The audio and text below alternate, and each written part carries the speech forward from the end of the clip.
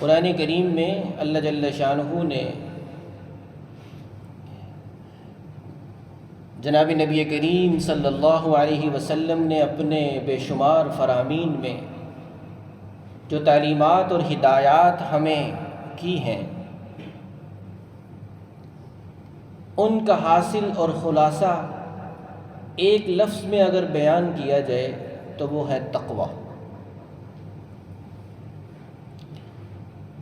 اس لیے قرآن کریم میں جا بجا اللہ جل شانہ نے تقوی کا حکم دیا ہے،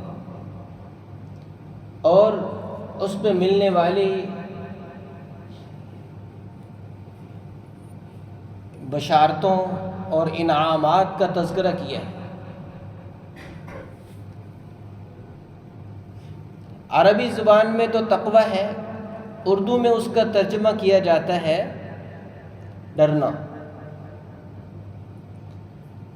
لیکن صحیح بات یہ ہے کہ صرف ڈرنا یہ تقوی کا معنی نہیں ہے، بلکہ تقوی کا مفہوم یہ ہے کہ مسلمان کو یہ بات مستحضر رہے، یہ فکر لگی رہے کہ قیامت کے دن میں نے اللہ کے دربار میں پیش ہونا ہے اور اپنے ہر عمل کا، ہر قول کا حساب دینا ہے۔ اس کو تقوی کہتے ہیں۔ جو آیت سورہ حشر کی میں نے تلاوت کی ہے، اس میں اللہ جل شانہ نے فرمایا کہ اے ایمان والو، اللہ سے ڈرتے رہو، وَلْتَنْظُرْ نَفْسٌ مَّا قَدَّمَتْ لِغَدٍ، اور ہر ایک غور و فکر کر لے کہ اس نے کل کے لیے آگے کیا بھیجا ہے۔ کل سے مراد ہے قیامت کے دن۔ تو قیامت کو آئندہ کل سے اس لیے تعبیر کیا کہ شیطان یہ سوچ بناتا ہے کہ ابھی تو بہت زندگی پڑی ہے، جب موت کے قریب پہنچیں گے تو تب نیک بن جائیں گے، تو تب اعمال صالحہ اختیار کریں گے۔ تو اللہ تبارک و تعالیٰ نے اصلاح کرتے ہوئے فرمایا کہ نہیں، دور نہیں ہے، جیسے کل قریب ہے ایسی قیامت بھی قریب ہے۔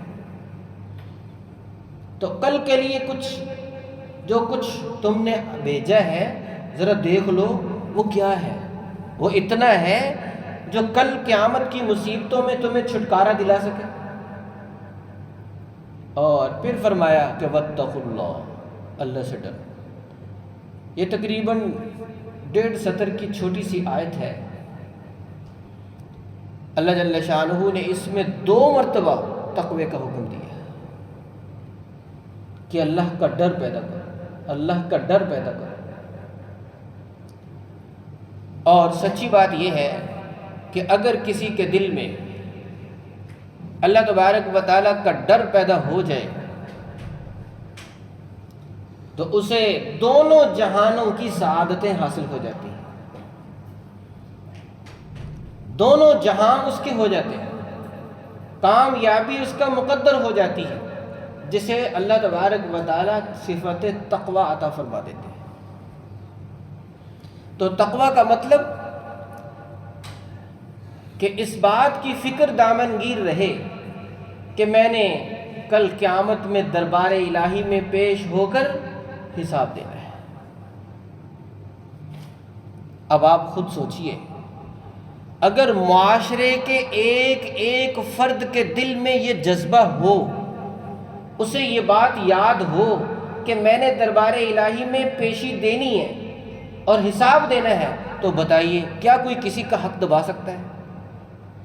کیا کوئی کسی کو تنگ کر سکتا ہے؟ کیا کسی کی طرف سے دوسرے کو اذیت پہنچ سکتی ہے؟ کوئی کسی کی حق تلفی کر سکتا ہے؟ کچھ بھی نہیں ایسا ہوگا۔ تو اللہ تبارک و تعالیٰ نے قرآن کریم میں جو جا بجا تقوی کا حکم دیا ہے، اس کا ایک بڑا فائدہ یہ بھی ہے کہ یہ دنیا کی زندگی پرسکون ہو جائے گی اگر سارے ہی تقوی والے ہو جائیں۔ اگر ماحول قرآن کریم کے مطابق ہو جائے، جتنا ماحول متقی لوگوں کا بن جائے گا اتنے ماحول میں سکون ہو جائے گا۔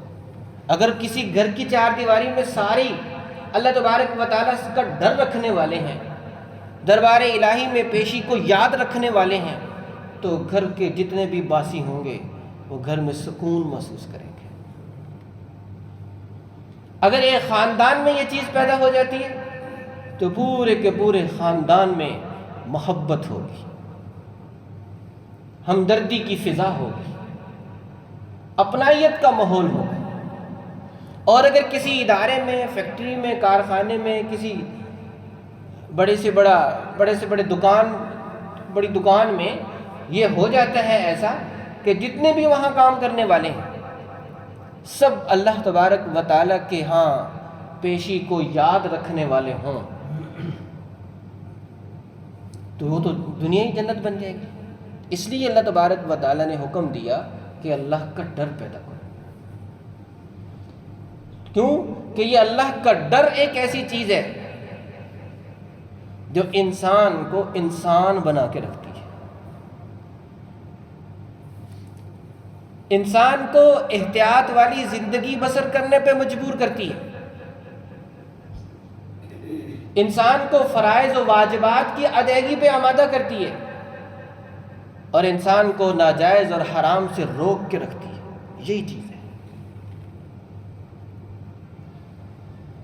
حدیث شریف میں آتا ہے، ایک صحابی کو نصیحت کرتے ہوئے جناب نبی کریم صلی اللہ علیہ وسلم نے ارشاد فرمایا کہ اتق اللہ، اللہ سے ڈرتے رہو، فإنہ ازین لامرک کلی، فرمایا تیرے جتنے بھی معاملات ہیں دین کے، دنیا کے،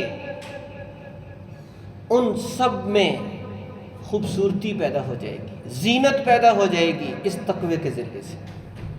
تیرے سارے اعمال اور معاملات سنور جائیں گے اگر تو اپنے اندر یہ تقوی کی صفت پیدا کر لے۔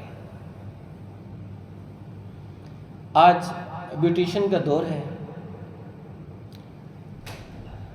ہر چیز کو خوبصورت بنانے اور خوبصورت رکھنے کا رواج ہے۔ تو انسان کی خوبصورتی کس چیز میں؟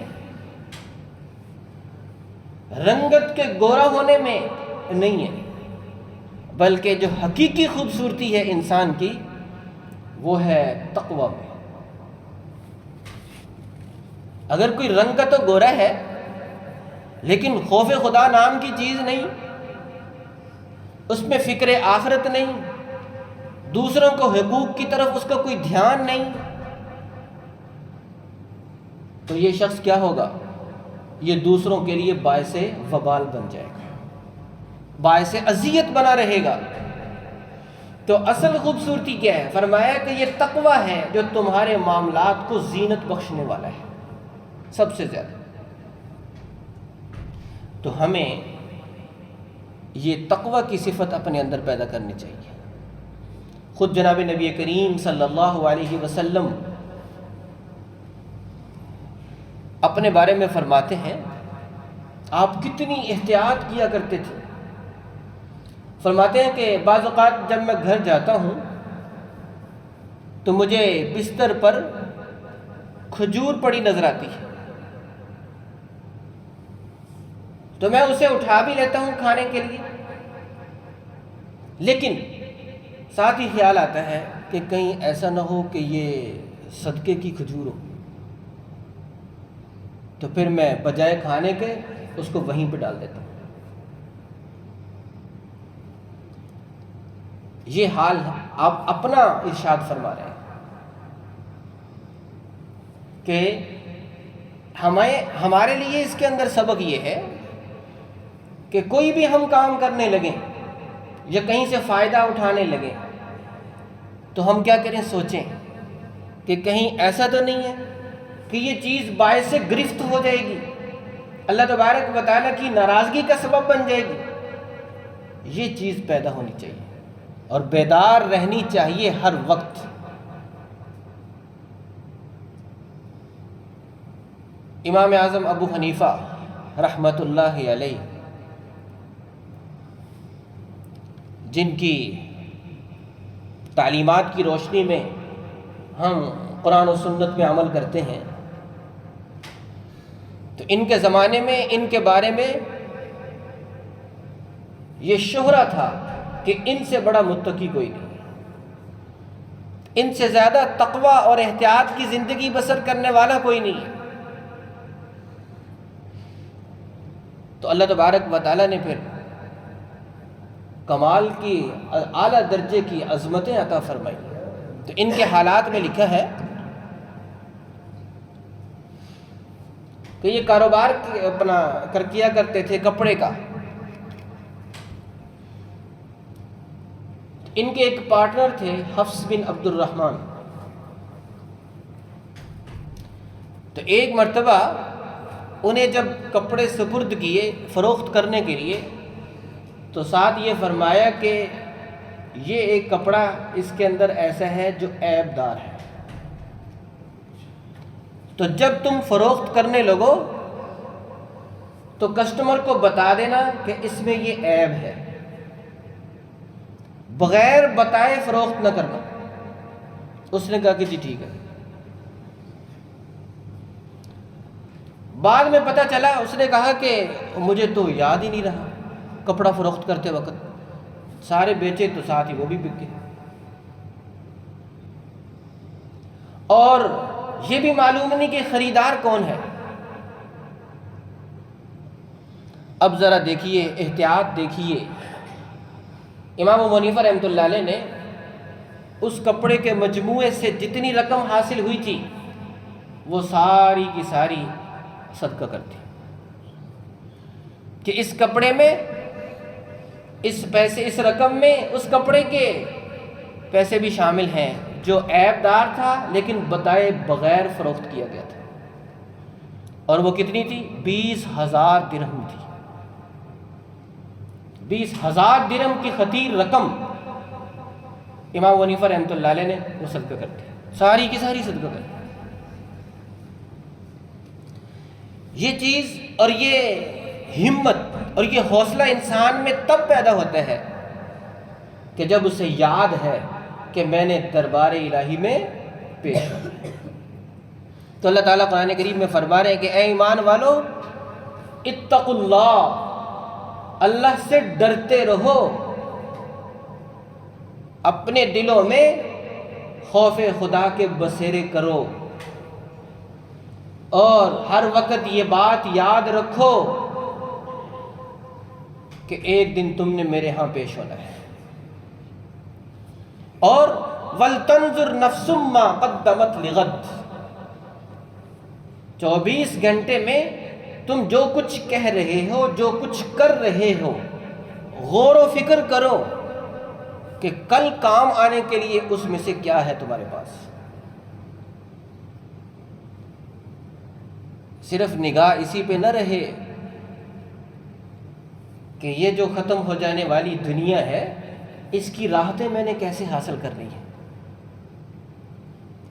یہاں میں نے سکون کیسے حاصل کرنا ہے، یہاں میں نے وسائل اور اسباب کیسے اکٹھے کرنے، یہاں میں نے کیسے شہرت پانی ہے، اپنا مقام کیسے پانا ہے۔ میں نے ساری توجہات اسی پہ نہ رہیں، بلکہ اس بات کی طرف بھی پورا دھیان رہے کہ مرنے کے بعد جہاں میں نے پہنچنا ہے وہاں میری حالت کیا ہوگی۔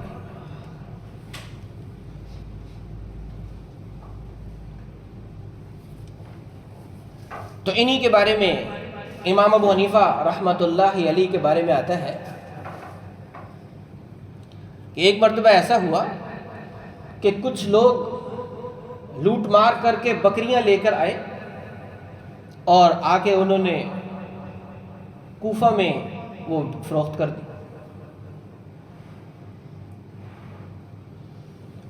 لوگوں کی بکریوں کے اندر وہ لوٹ مار کی بکریاں وہ بھی مل جل گئیں۔ امام ابو حنیفہ رحمۃ اللہ علیہ کو جب پتہ چلا کہ ایسے کچھ لوگ چوری کی بکریاں لے کر آئے اور انہوں نے کوفہ کے بازار میں وہ فروخت کر دیں، اور اب معلوم بھی نہیں کہ وہ کون سی ہیں، تو جو لوگ بکریاں پالنے والے تھے ان سے امام ابو حنیفہ رحمۃ اللہ علیہ نے سوال کیا کہ ایک بکری اوسطاً یا زیادہ سے زیادہ کتنے عرصے تک زندہ رہتی ہے؟ تو بتایا گیا کہ 7 سال تک ایک بکری زندہ رہتی ہے یا رہ سکتی ہے۔ تو امام ابو حنیفہ رحمۃ اللہ علیہ نے فیصلہ کر لیا کہ آج سے لے کر 7 سال تک کوفہ میں رہتے ہوئے بکری کا گوشت نہیں کھانا۔ چنانچہ 7 سال کوفہ میں ایسے بسر کر دیے کہ بکری کے گوشت سے اپنے آپ کو الگ رکھا، اس لیے کہ چند لوگوں نے وہ لوٹ مار کی بکریاں لا کے کوفہ کے بازار میں فروخت کر دی تھی۔ آج میں اور آپ جس معاشرے کا حصہ ہیں، تو ذرا ہم جھانک کے دیکھیں، جائزہ لیں اپنے معاشرے کا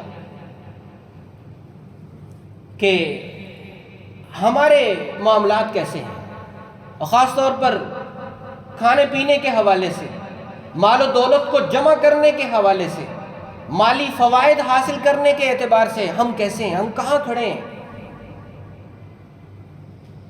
کہیں ایسا تو نہیں کہ ہمارے ذہن میں بس یہ ہے کہ 4 ٹکے آ جائیں، وہ جیسے بھی آئیں، وہ جھوٹ بول کے آ جائیں، وہ غلط بیانی کر کے آ جائیں، وہ دھوکے اور فراڈ کے نتیجے میں آ جائیں، وہ سود کے نتیجے میں آ جائیں، جوئے کے نتیجے میں آ جائیں، وہ رشوت کے نتیجے میں آ جائیں، کسی کا حق دبا کے آ جائیں، عیبدار چیز کسی کو فروخت کرنے سے آ جائیں، تو بس آ جائیں۔ یہ ہے، یاد رکھیں، اگر ہمارا یہ طرز عمل ہے تو یہ دربار الہی میں گرفت اور پکڑ کا باعث بنے گا۔ دنیا کی تو 4 دن کی زندگی بسر ہو جائے گی، لیکن آخرت میں ہم اپنے ہی ہاتھوں سے اپنا سکون برباد کریں گے۔ تو اللہ جل شانہ نے سورہ حشر کی اس آیت مبارکہ میں فرمایا، اے ایمان والو، کیا مطلب؟ کہ اے مجھے ماننے والو، میری بھی مانو، اور وہ کیا؟ کہ اتقوا اللہ، میرا ڈر پیدا کرو، میرے دربار میں پیشی کو یاد رکھو،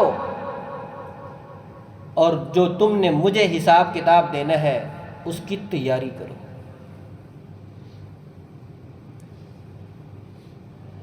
اور پھر فرمایا کہ وَلْتَنْظُرْ نَفْسٌ مَّا قَدَّمَتْ لِغَدٍ، اور جو کچھ تم کر رہے ہو جائزہ لو کہ کل قیامت کے دن کام آنے کے لیے اس میں کیا ہے تمہارے پاس۔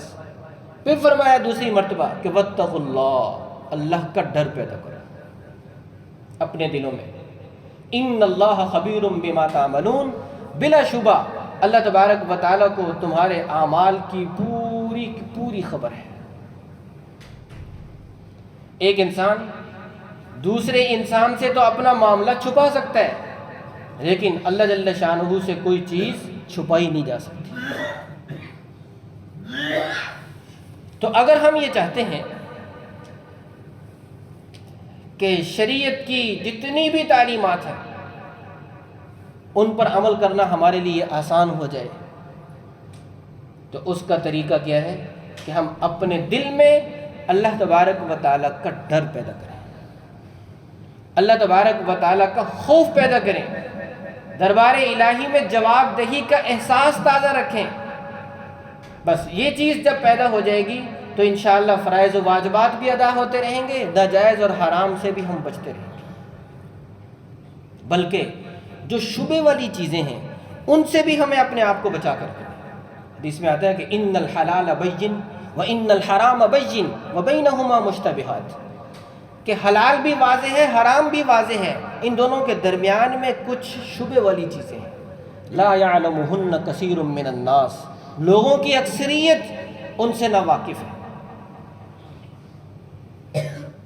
تو فرمایا کہ جو شبہات سے بچے گا وہ حرام سے بھی بچا رہے گا، اور جو شبہات میں جا پڑے گا وہ حرام میں بھی جا پڑے گا۔ تو اس حد تک جیسے میں نے عرض کیا کہ جناب نبی کریم صلی اللہ علیہ وسلم فرماتے ہیں کہ میں گھر جاتا ہوں، بستر پہ پڑی کھجور دیکھتا ہوں تو کھانے کی نیت سے اٹھا بھی لیتا ہوں، پھر ذہن میں آتا کہ کہیں یہ صدقے کی نہ ہو، تو پھر میں اس کو وہیں پہ ڈال دیتا ہوں۔ تو شبہ والی چیز سے اپنے آپ کو بچا کے رکھنا، یہ چیز انسان کو ناجائز اور حرام سے بھی بچا کے رکھے گا۔ اسی طریقے سے امام ابو حنیفہ رحمۃ اللہ علیہ کے بارے میں آتا ہے کہ ایک مرتبہ کسی گھر کی دیوار کے فاصلے پر تھوڑا سا دھوپ میں بیٹھے تھے، تو کسی نے کہا کہ حضرت سائے میں بیٹھ جاتے ہیں، تو فرمانے لگے کہ یہ جو گھر والا ہے اس کے ذمہ میرا قرض ہے، تو میں اس لیے سائے میں نہیں بیٹھا کہ کہیں ایسا نہ ہو کہ قرض پر نفع اٹھانے کی وعید کا شکار نہ ہو جاؤں۔